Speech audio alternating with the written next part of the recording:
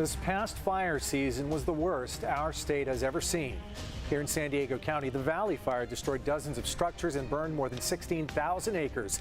Our investigative partners at inewsource are looking at the communities near Alpine that were hurt by that fire. They found that the recovery has been slow, and even now, 3 months after the disaster, many families are still picking up the pieces.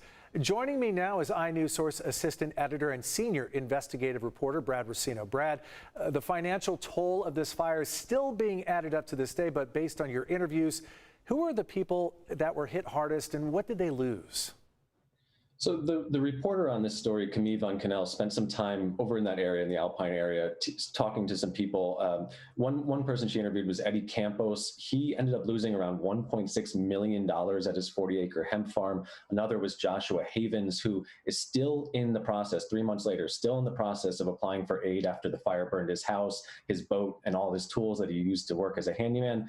And Camille also spoke with Eileen Menzies. She's a 78-year-old who lost her home, her travel trailer, and even some of her animals. She said when the Valley Fire started closing in on her home, she knew it was different than past fires, and here she is. The other fires in the past, we've always had a fire engine in everybody's driveway, and we've had our property protected, but like I said, it's never crested the hill before, and this time it crested the hill. So I figured this one was going to be pretty serious.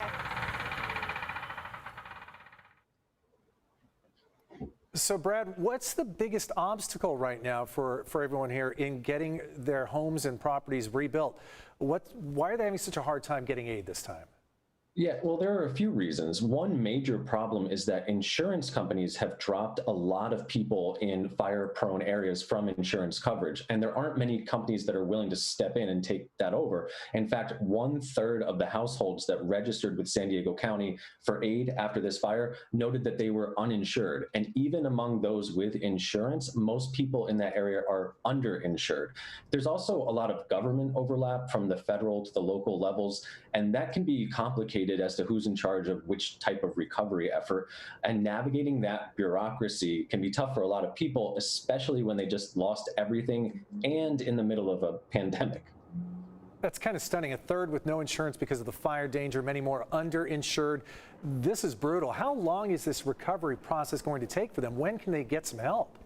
Yeah, it's going to take some time. We don't know for sure. But as one county official did tell us, it is a resilient community. They are bouncing back as best they can. But there are some resources that we highlight in the story for anyone who may be affected by this, including the Federal Emergency Management Agency. They're offering assistance. The Small Business Administration is taking applications for low interest loans. And San Diego County is helping as well. In fact, they're providing bins for property owners to clear debris off of their land. And we have some additional information and resources on the story as well. And those people need help. Brad Racino with inewsource, our nonprofit investigative partner. Check them out. They are donation driven. They could use their help.